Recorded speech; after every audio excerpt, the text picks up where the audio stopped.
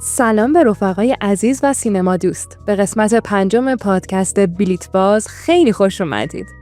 مثل همیشه اینجا دور هم جمع شدیم تا با یک نگاه تحلیلی جذاب ترین خبرهای هنر هفتم و تنور داغ گیشه ها رو بررسی کنیم. فصل جوایز به اوج خودش رسیده و امسال در 98مین دوره اسکار شاهد یک اتفاق تاریخی و اولین تغییر ساختاری آکادمی از سال 2001 هستیم.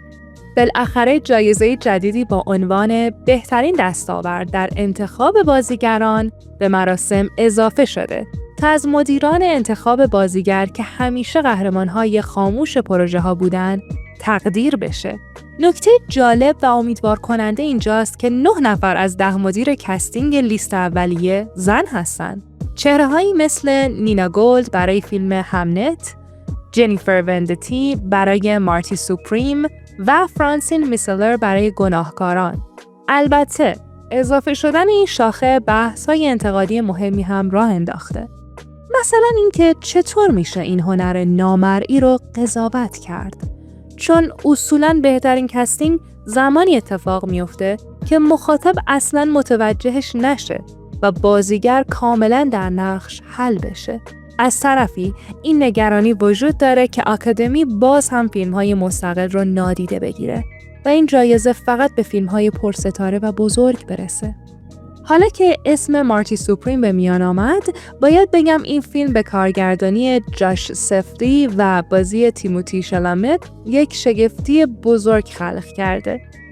این درام ورزشی با فروش داخلی 93 میلیون دلار و مجموع جهانی 147 میلیون دلار رسماً فیلم محبوب همه چیز همه جا یک باره رو کنار زد و تبدیل به پرفروشترین فیلم تاریخ استودیو A24 شد. با توجه به بودجه سنگین 65 میلیون دلاری، ساخت این فیلم یک قمار بزرگ برای این استودیو بود. اما کمپین بازاریابی جسورانه و استفاده درست از قدرت ستاره‌ای شالامه ثابت کرد که استراتژی‌های نوین فروش برای فیلم‌های اوریجینال میتونه به شدت سودآور باشه. از درام و ورزش بریم سراغ فضای بیکران. پیشنمایش‌ها و اکران‌های آزمایشی فیلم علمی تخیلی پروژه هیلمری با بازی رایان گوسلینگ برگزار شده و واکنش‌های اولیه چیزی فراتر از حد انتظاره. این اثر به کارگردانی کریستوفر میلر و فیل لورد از طرف منتقدان به عنوان یک شاهکار فضایی و یک اودیسه ضروری توصیف شده. ظاهراً ترکیب کمدی و ماجراجویی علمی با هنرنمایی درخشان گوسلینگ اونقدر خوب از آب در اومده که از همین الان میتونه یکی از شانس‌های اصلی اسکار سال آینده و البته یکی از پرفروش‌ترین های گیشه باشه. و در نهایت نمیشه از سینما حرف زد و از قدرت‌نمایی دیزنی نگفت. زوتوپیا 2 همچنان داره رکوردها رو جابجا میکنه.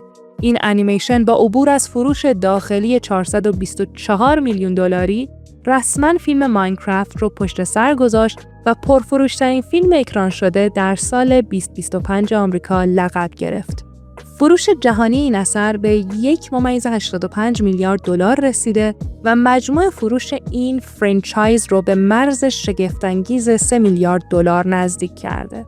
این موفقیت نشون میده که انیمیشن‌های خانوادگی در دوران پسا کرونا چه قدرت عظیمی برای بازگردوندن مردم به سالن‌های سینما دارن و دیزنی چطور با هوشمندی از این ابزار برای حفظ پیشتازی خودش استفاده میکنه. خب، حالا بریم سراغ آمار و ارقام باکس آفیس هفته گذشته، ببینیم رقابت چطوره اونجا. دوستان و همراهان همیشگی پادکست بلیت باز، با یک هفته هیجان انگیز دیگه در خدمتتون هستیم. هر هفته به سراغ پرفروشترین فیلم‌های گیشه‌های سینما میریم تا ببینیم چه آثاری دل مخاطبان رو به دست آوردن و تونستن رتبه خودشون رو در جدول بالا بیارن. این بار قرار نگاهی بندازیم به آمار و ارقام هفته 8 سال 2026. آماده اید تا بدون اتلاف وقت از رتبه 10 شروع کنیم و پله به پله به سمت فیلم اول باکس آفیس حرکت کنیم.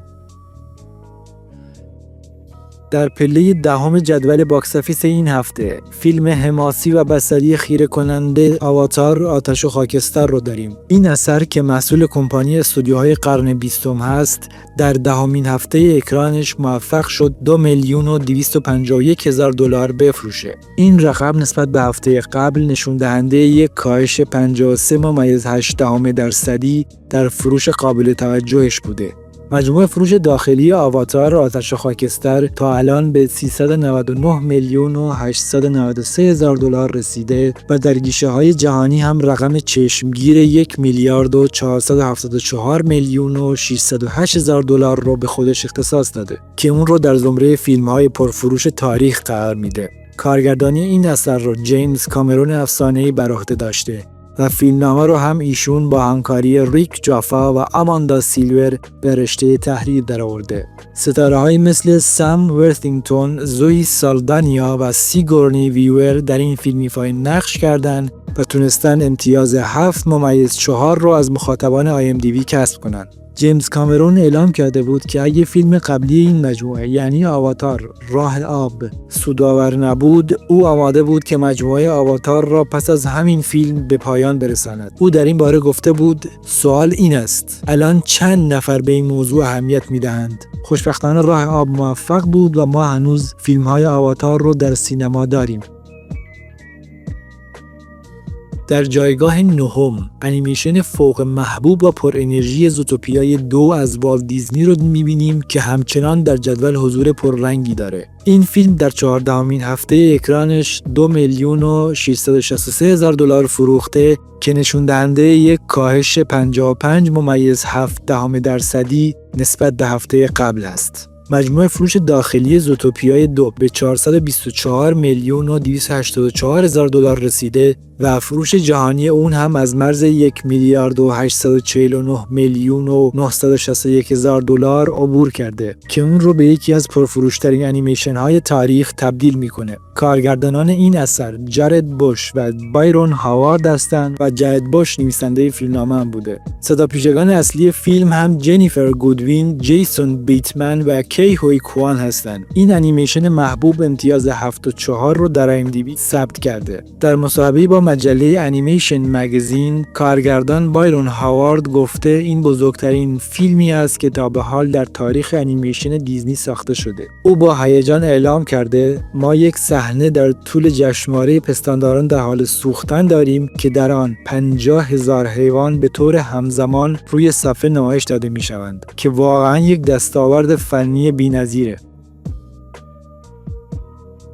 پله هشتم جدول متعلق به فیلم کمدی و رمانتیک سولومیو محصول کمپانی اینجل هست. این فیلم در هفته سوم اکرانش 3,303,000 دلار فروخته که یک کاهش 62.2% رو نسبت به هفته قبل تجربه کرده. مجموع فروش داخلی این فیلم به 22,576,000 دلار رسیده و در گیشه‌های جهانی هم رقم 22,580,000 دلار رو ثبت کرده. کارگردانی این اثر رو چارلز کینان و دانیل کینان بر عهده داشتند و فیلمنامه رو کوین جیمز، جان کینان و پاتریک کینان نوشتند. ستاره‌های محبوبی مثل کوین جیمز، نیکول گریمادو و کیم کوتس در اون ایفای نقش کردند و امتیاز 7.6 رو از مخاطبان IMDb گرفتند. به عنوان بخشی از کمپین بازاریابی خلاقانه فیلم، نویسندگان مشترک جان کینان و پاتریک کینان ایده ایجاد یک حضور آنلاین برای شخصیت مت تیلور را مطرح کردند. کوین جیمز برای چندین ماه قبل از اکران فیلم در قالب شخصیت مت تیلور پست‌های جالبی در شبکه‌های اجتماعی منتشر می‌کرد. این کمپین پنهانی با هدف ایجاد یک دنبال کننده آنلاین و معرفی شخصیت به مخاطبان قبل از اکران فیلم طراحی شده بود. این کمپین حتی شامل حضورهای عمومی نیز می‌شد،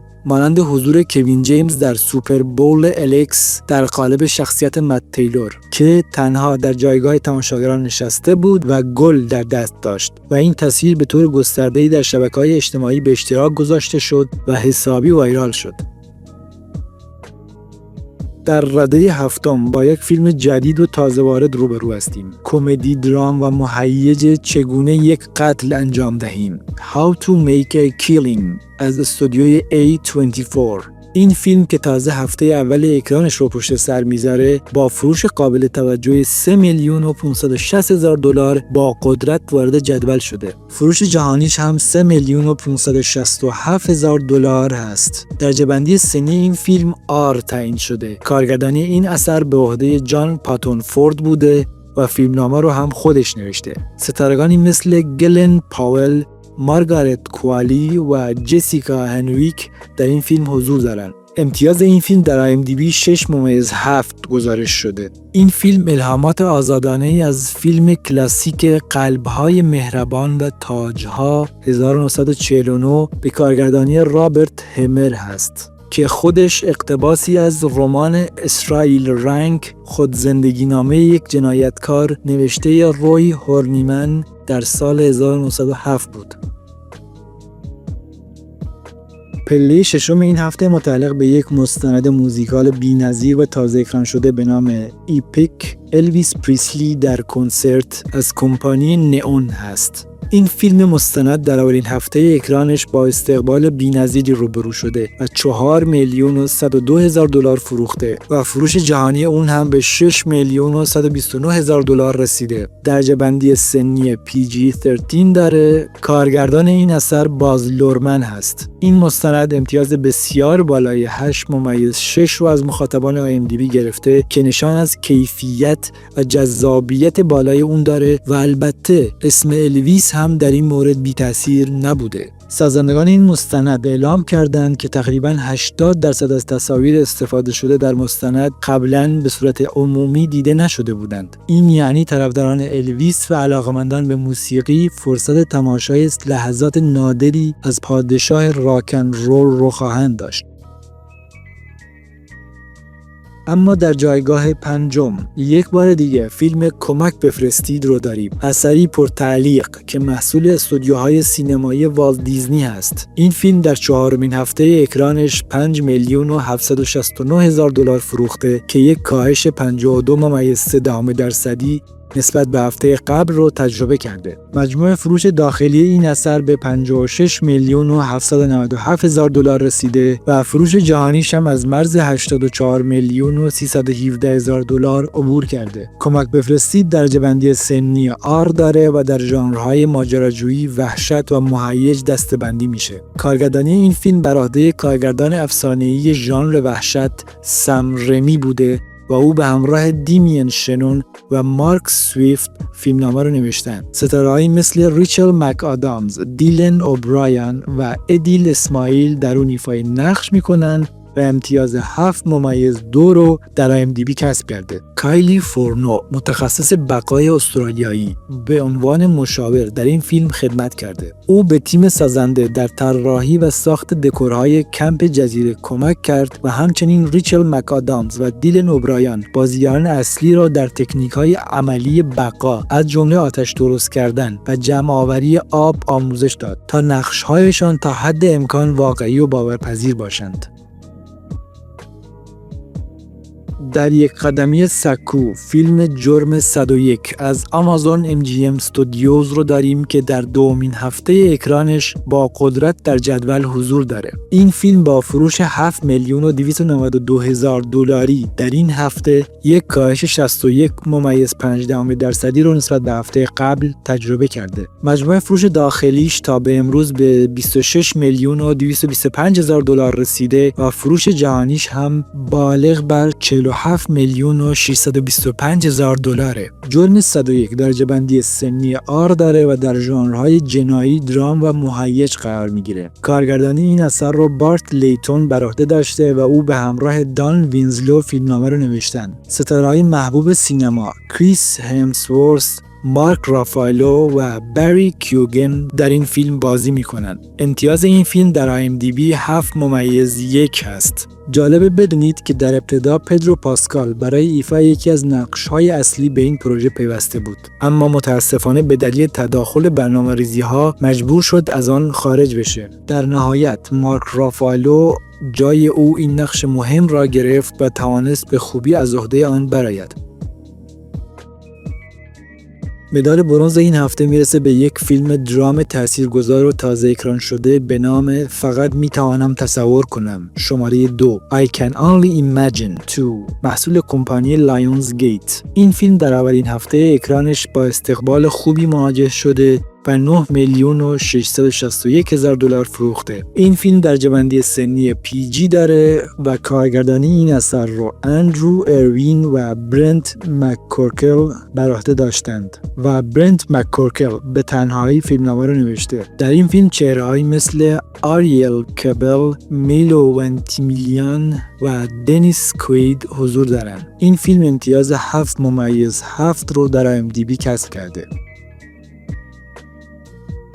در جایگاه دوم یک فیلم درام رمانتیک خوش ساخت به نام بلندی‌های بادگیر رو داریم که محصول کمپانی برادران وارنر هست و در دومین هفته اکرانش 18,462,000 دلار فروخته. این رقم نشون دهنده یک کاهش 59.7% نسبت به هفته اول اکران است. مجموع فروش داخلی این فیلم به 64,274,000 دلار رسیده و مجموع فروش جهانی اون هم از 167,174,000 دلار عبور کرده. بلندی‌های بادگیر درجه بندی سنی آر داره و کارگردانی این اثر رو امرالد فنل بر عهده داشته. او به همراه امیلی برونته نویسنده رمان فیلمنامه رو نوشتن. مارگو رابی، جیکوب الوردی و هانگ چاو ستاره‌های این فیلم هستند. این فیلم امتیاز 6.3 رو در IMDb کسب کرده. جالبه بدونید که استودیوهای مختلف در اواخر سال 2024 برای حق ساخت این فیلم رقابت شدیدی داشتند. نتفلیکس بیشترین مبلغ رو یعنی 150 میلیون دلار پیشنهاد داده بود، اما امرالد فنل کارگردان و مارگو رابی بازیگر اصلی در نهایت برادران وارنر رو انتخاب کردند. با وجود اینکه پیشنهاد وارنر با 80 میلیون دلار پایین‌تر بود، اما آنها وعده اکران گسترده سینمایی رو داده بودند که برای سازندگان اهمیت بیشتری داشت.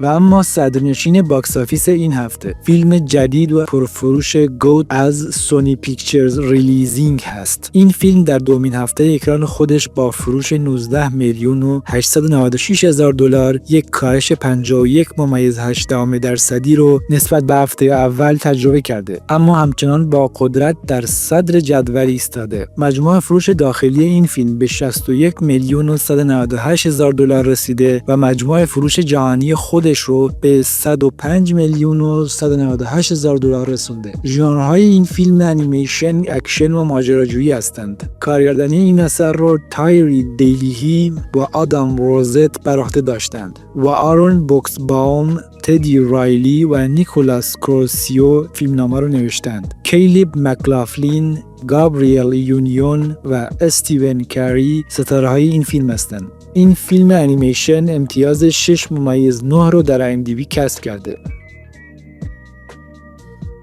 افت بیش از 50% فروش فیلم‌های در حال اکران هفته گذشته کاملا قابل پیش‌بینی و حتی اجتناب ناپذیر بود. هفته قبل با تعطیلات روز رئیس جمهور و روز ولنتاین بازار به شکل مصنوعی داغ شده بود و فروش به اوج رسیده، اما این هفته بازگشت به روال عادی فوریه باعث شد تقریباً همه فیلم‌ها سقوط کنند و بدون بلاکباستر تازه نفس قدرتمند بازار سینما دوباره ثابت کرد چقدر شکننده و وابسته به تعطیلات است. خب دوستان، این هم از لیست 10 فیلم برتر باکس آفیس در هفته منتهی به پنجشنبه 26 فوریه. امیدوارم از این بررسی جذاب لذت برده باشید. ممنونم که مثل همیشه با پادکست بلیت باز همراه بودید. تا هفته آینده و آمارهای جدید، خدا نگهدار شما.